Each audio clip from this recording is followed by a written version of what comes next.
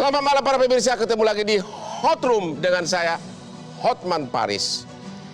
Heboh, akhir-akhir ini kembali marak penyiksaan, pelecehan, dan penyekapan terhadap PRT, pekerja rumah tangga di mana-mana.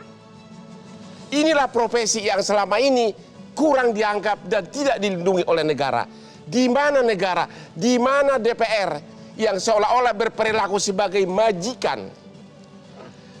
Timbul desakan agar segera RUU pelindungan PRT segera disahkan. Suatu draft RUU yang sudah 18 tahun di DPR mangkrak. 78 kali dirubah mangkrak. Inilah Hot Room menagih perlindungan PRT.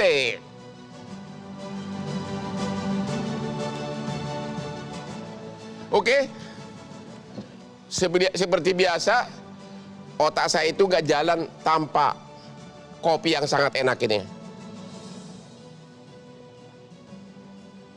Aduh, enak banget. Oke, narsum kita pertama adalah Pak Ceceng, yang ponakannya baru-baru ini juga mengalami penyiksaan. Pak Ceceng, halo, selamat malam. Selamat malam Bang Hotman, apa kabar? Ya, kami semua yang ada di studio. Kami turut prihatin atas peristiwa yang menimpa keponakan Bapak. Boleh nggak Bapak ceritakan kejadian apa yang terjadi terhadap Rizky, ponakan dari Bapak? Siap, terima kasih Bang Hotman. Selamat malam untuk semuanya. RN berusia sekarang 18 tahun. Awal mulanya terjadi penyiksaan dari RN setelah dia bekerja 2 bulan di majikannya yang bernama AA di Jakarta ya. Nah, awalnya tidak ada masalah, tidak ada kendala. Nah, setelah 2 bulan ke depan baru kelihatan sifat asli majikannya gitu. Nah, di saat si korban ini yang menurut dia melaksanakan suatu pekerjaannya tidak baik, tidak benar, nah disitulah timbul penyiksaan yang dilakukan oleh majikannya. Boleh diceritakan jenis penyiksaan yang dialami?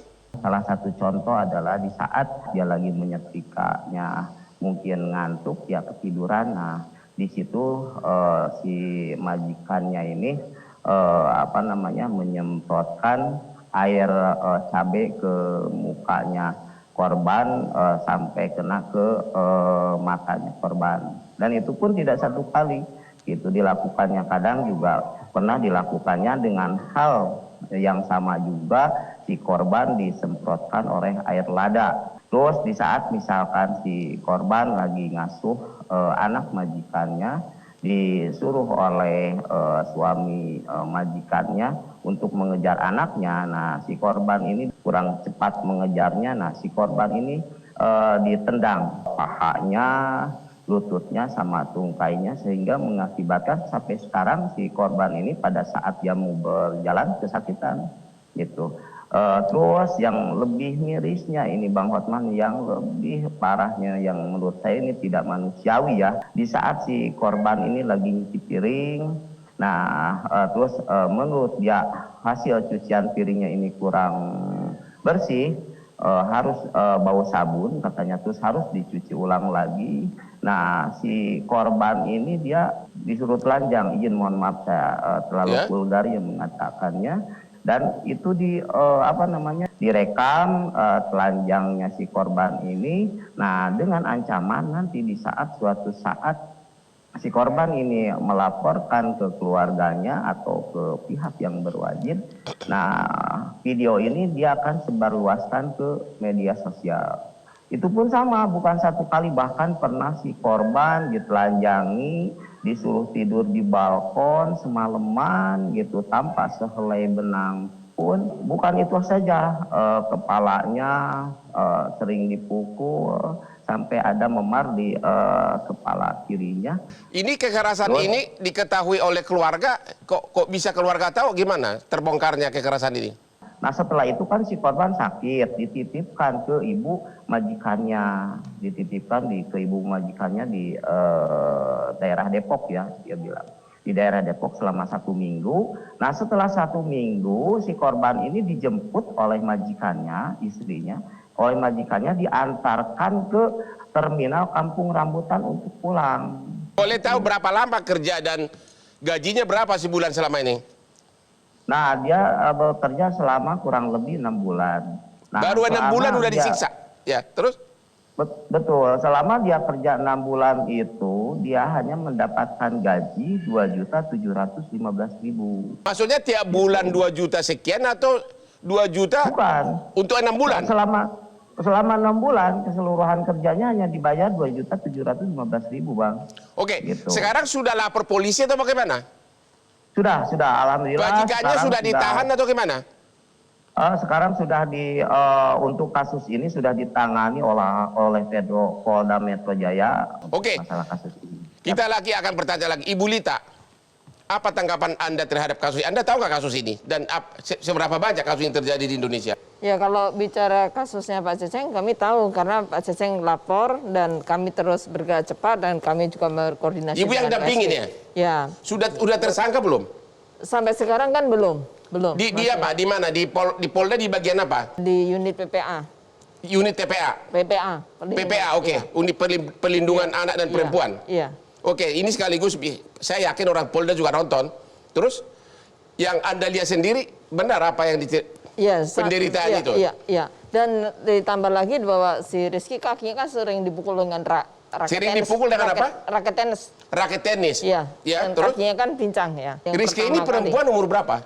18 tahun perempuan. 18 tahun. Ya, artinya masih anak-anak ya. Masih anak-anak. Ya. Terus? Meskipun usianya baru menginjak 18 tahun ya. Dan kasus Rizky ini bukan pertama kali, tapi udah ratusan kali kasus serupa Rizky dan ada yang sampai 9 tahun 2016 disekap, disiksa, bahkan dikurung ya, disiram air panas dan bibirnya disobek, ada yang 5 tahun dikampak, dikerek, dan ada yang lagi tahun. Saya menangani berbagai kasus kekerasan. Yang Rizky ini apa yang Anda lakukan untuk mendampingi dia, ya, melindungi dia? Kami berkoordinasi dengan KSP ya, dengan tim KSP? dengan timnya istana Mbak, nih? Ya, timnya Mbak Dani, dan bagaimana kita mengangkat kasus Rizky ini supaya didampingi hingga dari pengobatan hingga pemulihan bersama Kemensos juga. Ya.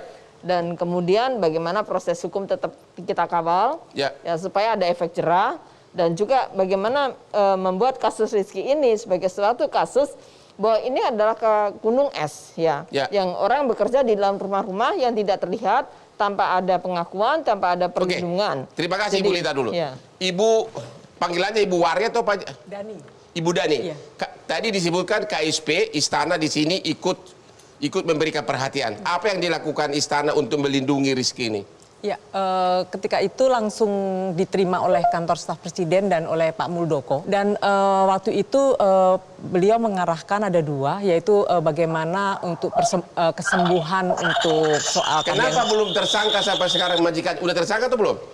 Belum ya, ini masih dalam proses. Jadi, tapi kami gini, di tupoksi kami ini kan kami pengelolaan isu strategis dan pengendalian program-program ini. Jadi kami ini Bang Hotma, kami juga melakukan monitoring dan pendekatan itu kepada Polda agar ini segera diproses, dan kita tahu bahwa kasus-kasus serupa ini juga banyak sekali yang juga melaporkan. Oke, jadi KSP Istana juga memberikan perhatian dan memonitor kasus Rizky.